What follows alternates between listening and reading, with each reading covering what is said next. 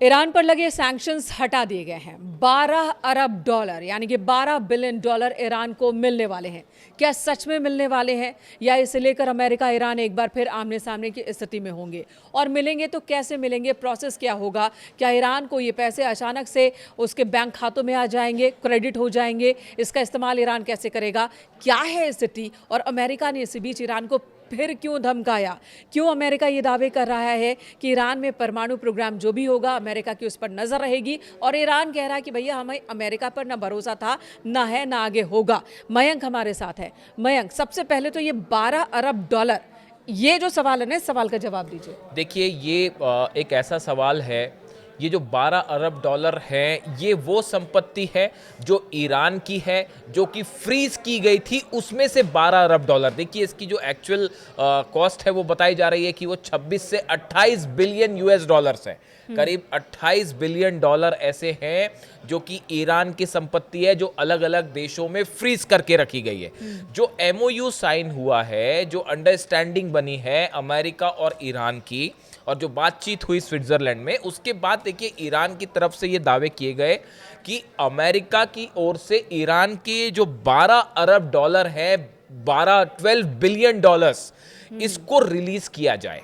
और ये बात खुद अलग अलग देशों में फ्रीज है, जो अलग अलग देशों में फ्रीज है। देखिए Iran top negotiator Mohammad Bagher Ghalibaf says an agreement has been reached with US to release 12 billion in frozen Iranian accounts, Iranian funds, जो अलग अलग देशों में फ्रीज है, उसमें से 12 बिलियन डॉलर रिलीज किए जाएंगे, ये दावा ईरान ने किया।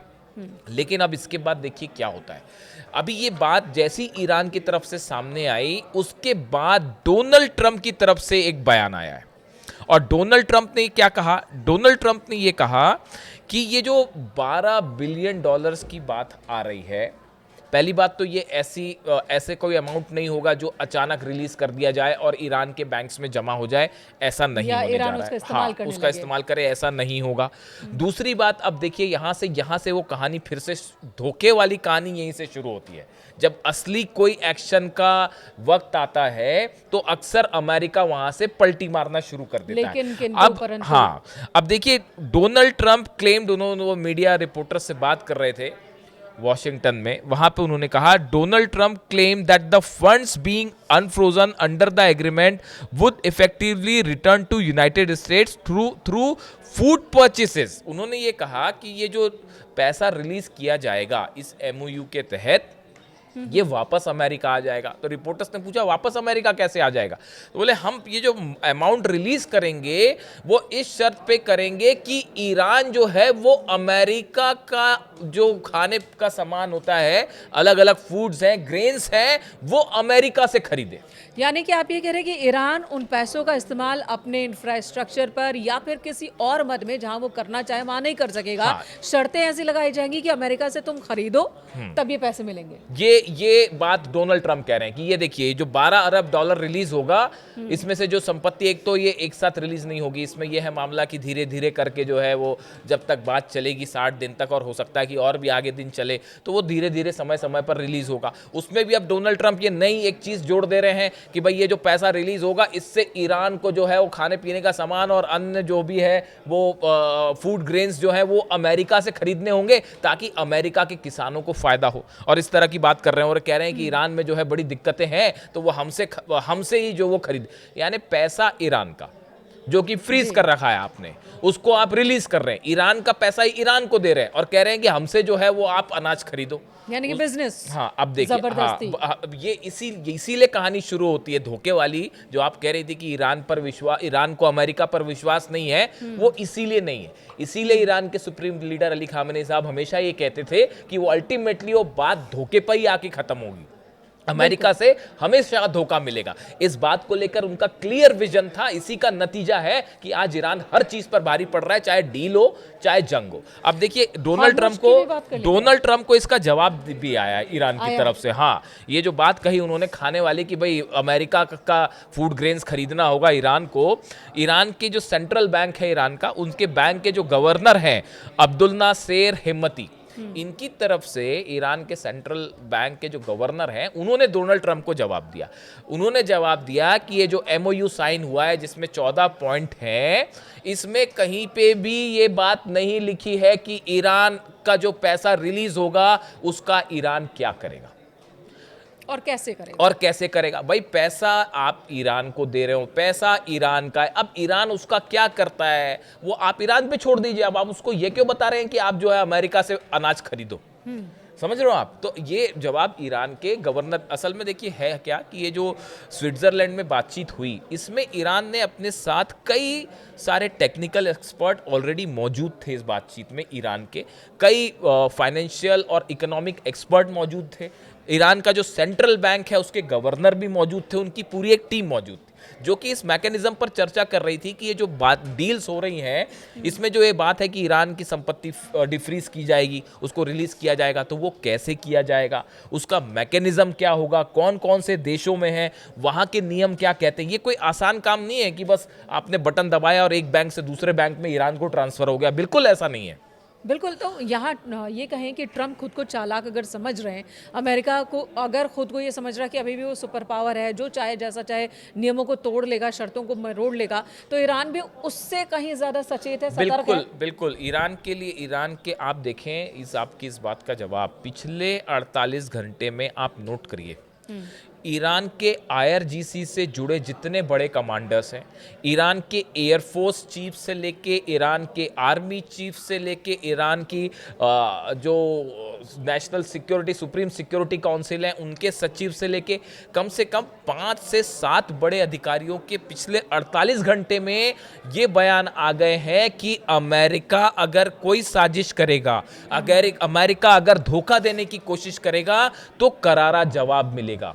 जिसके बाद इंटरनेशनल सर्कल में ये सवाल पूछे जा रहे हैं, क्या ईरान को कोई ऐसी खुफिया जानकारी मिली है कि उसके खिलाफ कोई बड़ा एक्शन होने जा रहा है। देखिए ये बिल्कुल कोइंसिडेंस नहीं है। आप देखिए कल ईरान के एयरफोर्स चीफ ने यह बयान दिया, पहली बार उनका बयान काफी वक्त बाद एयरफोर्स चीफ का बयान सामने आया है कि कोई भी हरकत होगी तो उसका करारा जवाब दिया जाएगा। बिल्कुल। और ये भी कह रहे हैं कि हम अभी भी हमारी सेना तैनात है, शांति वार्ता के दौरान भी रहेगी। शांति वार्ता के दौरान और भी अलर्ट है, क्योंकि ये डोनाल्ड ट्रंप की हमेशा कहानी रही है कि वो बातचीत के बीच में हमला करते हैं, इसीलिए ईरान की सेना और तैयार है। लेकिन देखिए जो बड़ा मुद्दा है वो ये कि आखिर ईरान के अधिकारियों की तरफ से ये बयान क्यों आ रहे हैं कि हमला हो सकता है, हम करारा जवाब देंगे, हम पलटवार करेंगे। ये बयान इसलिए आ रहे हैं, ऐसी चर्चाएं हैं कि शायद एक कोई बड़ा प्लान ईरान के खिलाफ जो है वो पकाया जा रहा है। और कौन कर रहा है ये प्लान? हाँ, अमेरिका, इजराइल, क्या उसमें अरब देश भी शामिल है? ऐसा कोई भी प्लान जब भी बनता है तो वो बिना इजराइल और अमेरिका की आपसी सहमति के नहीं बनता। इसलिए ये कंफ्यूजन एकदम दिमाग से दूर कर देना चाहिए कि डोनाल्ड ट्रंप और नेतन्याहू में किसी तरह की लड़ाई है, या डोनाल्ड ट्रंप जो है वो नेतन्याहू की नहीं सुन रहे, या नेतन्याहू डोनाल्ड ट्रंप की बात नहीं मान रहे। ये सिर्फ आपके दिखावे के लिए है। हकीकत ये है कि एक बड़ा थिंक टैंक काम करता है, मोसाद CIA मिलके ऑपरेशंस करते हैं, दोनों देशों के थिंक टैंक्स, ऊपर से कुछ भी दिखाया जाए। देखिए बड़े सर्कल में ये माना जा रहा है कि 60 दिन से ज्यादा ये पीस चल ही नहीं पाएगी। तो इस बीच जो 60 दिनों के लिए हॉर्मुज को फ्री किया गया है और वहाँ से तेल टैंकर्स की सप्लाई भी शुरू हो चुकी है, जाना शुरू हो गया है, तो ये क्या है? ईरान कह रहा है कि अब हॉर्मुज युद्ध से पहले वाली स्थिति में कभी पहुँच ही नहीं सकता, वहाँ इंतजाम क्या करने, व्यवस्था क्या करना ये हम देखेंगे, अमेरिका को लेकर इसमें कुछ करना ही नहीं है, अमेरिका की कोई दखलअंदाजी नहीं चलेगी।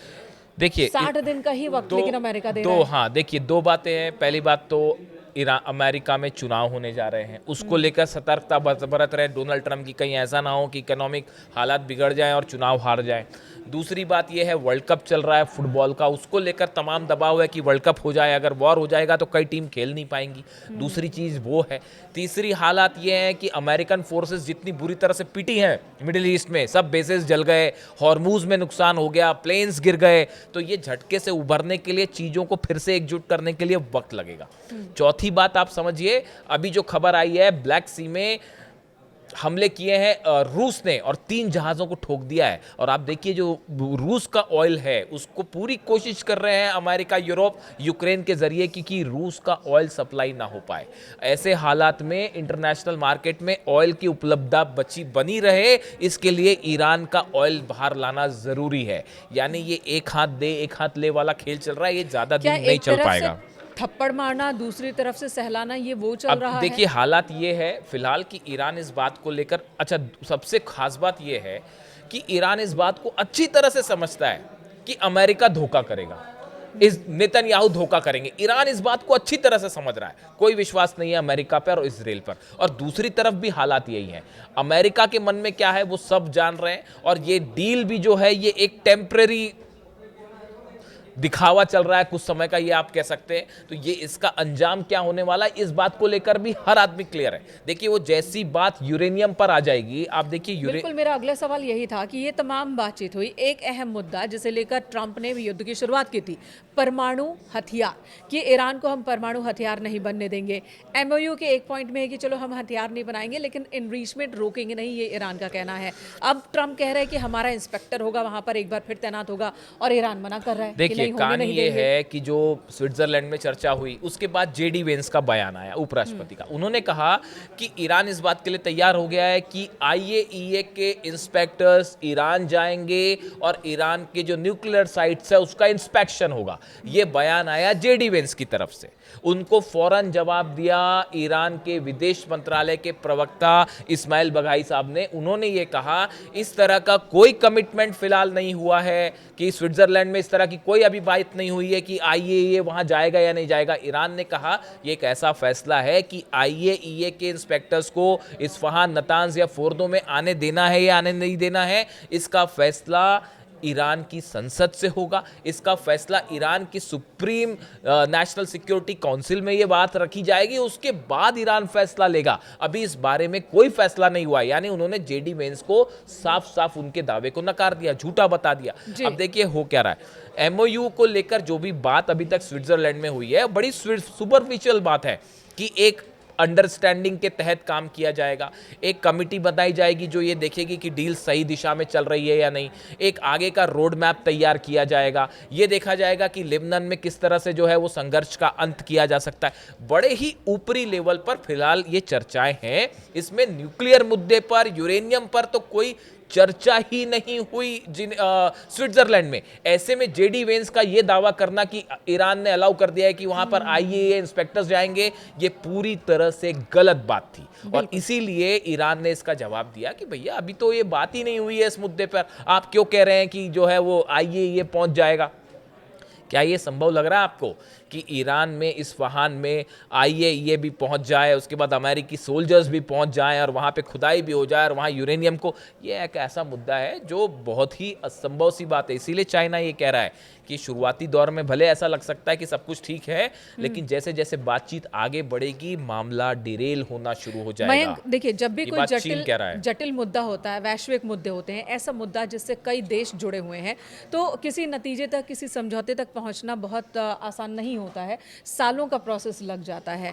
अब यहाँ पर 4 टास्क ग्रुप बनाने की बात हो रही है, लेकिन जब किसी बातचीत की शुरुआत ही अविश्वास से हो, संशय की स्थिति में हो, तो उसका भविष्य क्या होगा? देखिए अमेरिका का जो डेलीगेशन था जो स्विट्जरलैंड गया, आपने तस्वीरें देखी होगी, वो सबके सब इस उम्मीद में बैठे थे शायद कि ईरान का जो डेलीगेशन आएगा वो हमसे हाथ मिलाएगा, या ईरान के जो लोग, हाँ जो डेलीगेशन वहाँ पहुँचा था, उन्होंने देखना भी कबूल नहीं किया उनकी तरफ। अब्बास अराक्ची साहब ने हाथ भी नहीं मिलाया। शहबाज शरीफ ये कोशिश करते रह गए कि किसी तरह से अब्बास अराक्ची जो है वो जेडी वेंस से हाथ मिला ले। अब्बास अराक्ची तुरंत मुड़े और वापस निकल दिए। दो ऐसा मुल्क जिन्हें आपस में भरोसा नहीं है, और बीच में मीडिएटर कौन है? पाकिस्तान, जिस पर किसी को भरोसा नहीं है। और देखिए कतर भी जो है, कतर के प्रधानमंत्री ने भी जेडी वेंस से हाथ नहीं मिलाया। यानी आप देखिए कितना बड़ा अविश्वास है अमेरिका को लेकर।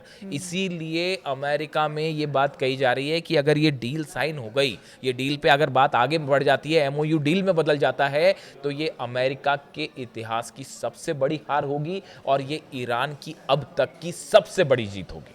और अमेरिका को भी ये समझना चाहिए कि वक्त बदल गया है, सुपर पावर वाला जो उसका तमगा है बहुत ज़्यादा दिनों तक सुरक्षा कवच की तरह काम करेगा नहीं। अमेरिका चाहेगा कि किसी तरह से ज़ोर ज़बरदस्ती या फिर कूटनीति तरीके से सामने वाले देश को फंसा दे, तो ईरान वो देश नहीं है।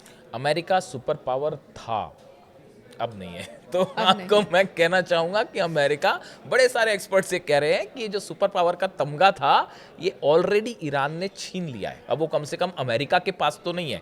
जिस देश के अगर बेसिस उड़ जाते हो आप, जो है 18 बेसिस नहीं बचा पाए, आप अरब देशों को नहीं बचा पाए, ईरान की मिसाइल्स जो है वो धमाकेदार आपके पेट्रियट और जो थार्ड सिस्टम है उसको तोड़ते हुए वहां पर गिरती रही।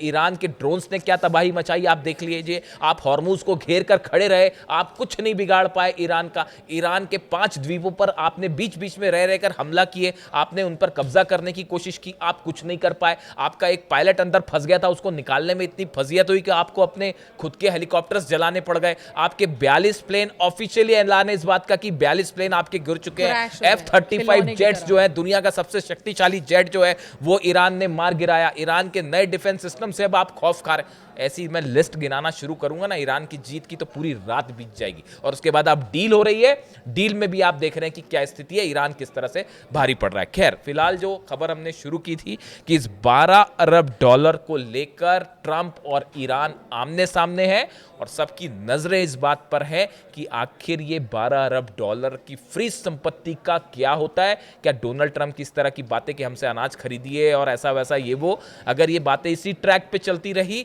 तो आप ये मानिए कि ईरान फिर से बातचीत को बंद भी कर सकता है।